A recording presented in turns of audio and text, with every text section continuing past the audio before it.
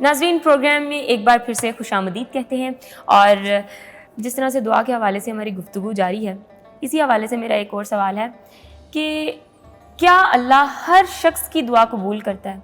اور اسی سوال کا ہی ایک حصہ ہے کہ دعا مومن کا ہتھیار قرار دیا گیا ہے. تو یہ دو حصے ہیں، تو اس سوال کو آپ. بالکل جی، دعا ہی واحد وہ ہتھیار ہے جو تقدیر بدل سکتی ہے، ورنہ کوئی اور چیز تقدیر بدلنے کا اختیار نہیں رکھتی. اختیار تو صرف اللہ رب العزت کے پاس ہوتا ہے.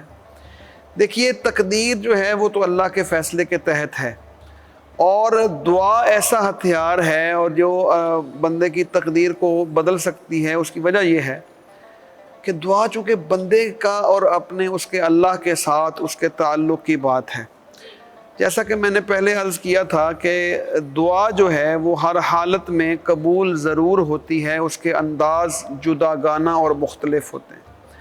حتیٰ کہ قیامت کا دن ہوگا اور بندہ اپنے نامہ اعمال کو دیکھے گا تو نامہ اعمال کے اندر بڑی چیزیں ہوں گی، تو اس کو بتایا جائے گا. تو ایک تو وہ دعائیں تھیں جو تم نے مانگی، اور وہ دعائیں جو ہیں وہ اس انداز میں قبول ہوئی ہیں کہ تمہارے آخرت کے نامہ اعمال کے اندر اضافہ ہوا ہے. دوسرا یہ ہوا ہے کہ تمہاری جو نیک اولاد پیچھے سے دعا کرتے رہی ہے تمہارے لیے، اللہ نے تمہارے لیے وہ نیکیاں لکھ دی ہیں.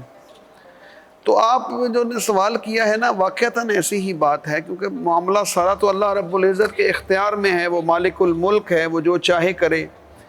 وہ علیم بذات الصدور ہے، وہ ساری چیزوں کا با اختیار ہے. اور جب بندہ اس سے مانگتا ہے، اور بندہ جب مانگتا ہے نا، تو اللہ رب العزت اپنی رحمت کے دروازے اس کے لیے کھول دیتے ہیں. قرآن پاک میں یہاں یہ رمضان کا پورا مضمون ہے، وہاں ایک آیت کریمہ درمیان میں آتی ہے کہ وَإِذَا سَأَلَكَ عِبَادِي عَنِّي فَإِنِّي قَرِيب. جب میرا بندہ مجھ سے سوال کرتا ہے تو میرے بندے کو بتا دیا جائے کہ میں بالکل قریب ہوں. اجیب دعوت الداعی اذا دعان. جب بھی میرا بندہ کو مجھ سے دعا مانگتا ہے تو میں اس کی دعا کی پکار کو سنتا ہوں. میرا بندہ مجھے پکارتا ہے، میں اس کی دعا کو سنتا ہوں، اور صرف سنتا ہی نہیں ہوں بلکہ ہے اجیب، میں قبول کر لیتا ہوں اس کی دعا کو. فَلْيَسْتَجِيبُوا لِي وَلْيُؤْمِنُوا بِي لَعَلَّهُمْ يَرْشُدُونَ. اس کے کچھ تقاضے ہیں کہ یہ بندے بھی میری پکار کو سنیں اور اس کا جواب دیں اور میرے ساتھ ایمان لائیں تاکہ وہ ہدایت کے راستے پر گامزن ہو سکیں. اس آیت کریمہ پر ذرا غور کر کے دیکھ لیا جائے تو ہمیں اندازہ ہو جائے گا کہ جب اللہ یہ فرماتے ہیں کہ میں شارک سے بھی زیادہ قریب ہوں، تمہاری دعاؤں کو بھی سنتا ہوں، تو تقدیر بھی اسی کی ملکیت میں ہے. تو دعا کی قبولیت کے نتیجے میں یقیناً ایسا ہوتا ہے، کیونکہ تقدیر ہمارے تو علم میں نہیں ہوتی نا، ہم تو نہیں جانتے اس کو، وہ تو اللہ کے پاس ہے.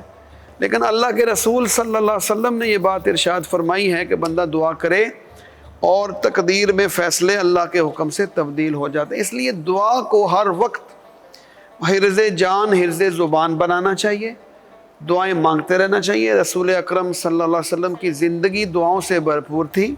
صبح جاگنے کی دعائیں ہیں، رات کو سونے کی دعائیں ہیں، سیڑھیاں چڑھنے کی دعائیں ہیں، اترنے کی دعائیں ہیں، یہ بیت الخلاء جانے کی دعائیں ہیں، واپسی کی دعائیں ہیں، کھانا کھانے سے پہلے، دودھ پینے، کھانا کھانے کے بعد.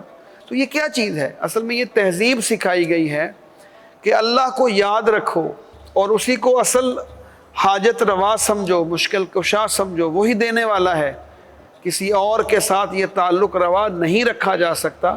اس لیے یہ بالکل بات درست ہے کہ بندے کو اپنی تقدیر کی پرواہ نہیں کرنی چاہیے. وہ پتہ نہیں کیا ہے اس کے لیے، لیکن دعا کے نتیجے میں اللہ تعالیٰ بہت آسانیاں فرماتے ہیں. بے شمار مواقع پر ہم اس کا مشاہدہ کر لیتے ہیں کہ جو دل سے بات نکلتی ہے وہ اثر رکھتی ہے. اس لیے دل سے پوری لجاجت کے ساتھ، اور یہ بھی حدیث مبارکہ کا مفہوم ہے کہ یقین کے ساتھ دعا مانگنی چاہیے.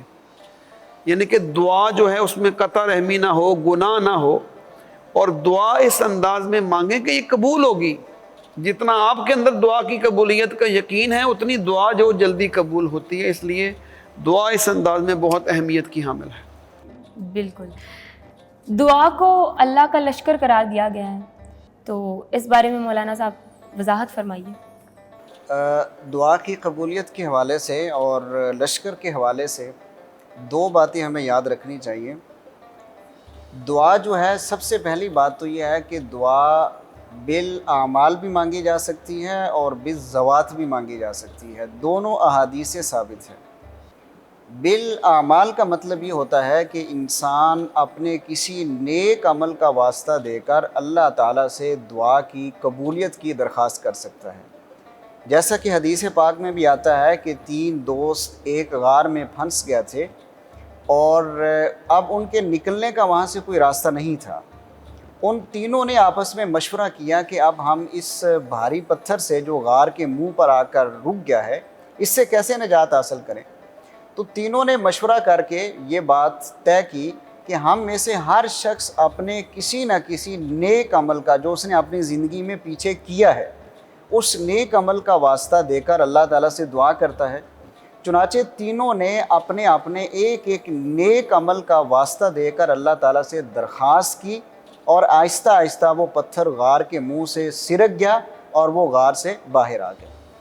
دوسری بات جو لشکر اور ہتھیار کی بات کی جا رہی ہے وہ یہ ہے کہ دعا جیسے ایک لشکر ہوتا ہے نا، یہ اگزامپل اس لیے دی گئی ہے کہ جیسے دعا ہتھیار ہے، دعا عبادت کا مغز ہے، دعا یہ ایک لشکر ہے، کہ جیسے انسان کے پاس ہر طرح کے وسائل ہوں، انفرادی اعتبار سے بھی، مادی اعتبار سے بھی، کہ افراد بھی اس کے پاس وافر ہوں اور اسلحہ بھی وافر ہو، تو بالکل یہ ناممکن ہے کہ وہ غالب نہ آ سکے یا فتح اس کا مقدر نہ بن سکے۔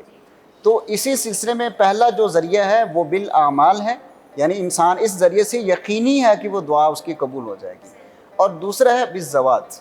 احادیث کے اندر ہمیں یہ بات پڑھنے کو ملتی ہے کہ خود نبی صلی اللہ علیہ وسلم نے بھی حضرت عباس کی ذات کے ذریعے دعا مانگی تھی، اور اس وقت یہ معمول بھی تھا کہ نبی صلی اللہ علیہ وسلم کی آمد سے پہلے بھی لوگ آپ صلی اللہ علیہ وسلم کی ذات کا حوالہ دے کر دعائیں مانگا کرتے تھے۔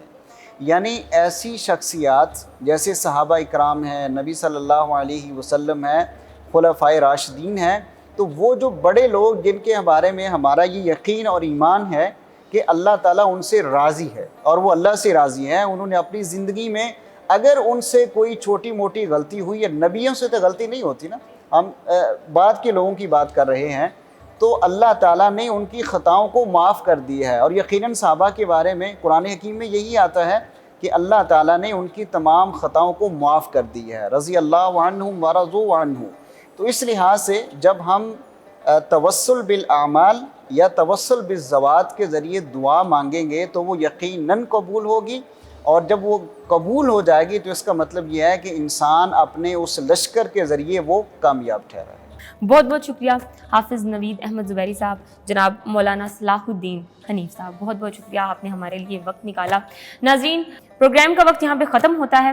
مقدس امجد اور میری پوری ٹیم کو اجازت دیجیے، اور مجھے اور میری پوری ٹیم کو بھی اپنی دعاؤں میں ضرور یاد رکھیے گا۔ انشاءاللہ کل پھر حاضر ہوں گے، تب تک کے لیے اجازت دیجیے، خدا حافظ۔